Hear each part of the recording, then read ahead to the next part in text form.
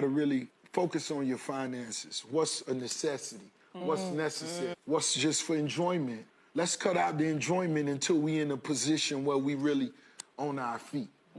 I've done it before. I've done it. You know what I mean? Sometimes you got to push yourself. You got to challenge yourself. And being great, it won't be easy. Yeah, the sacrifice is always worth it. Most definitely. Always. Nobody ever said being at the top would be easy, so you can't expect that. That's right. I don't expect for nothing to be easy. Let's put in the work, let's get there, and we'll thank ourselves later. 3 things you have to do in your next interview from your HR bestie. I've gotten nearly every job I've interviewed for, and I realized that interviewing is just an art form. The more you practice, the better you'll get. So first, make sure you've done all your research on the company prior to your interview. Go to their website, check out their About page, and really study their mission and vision.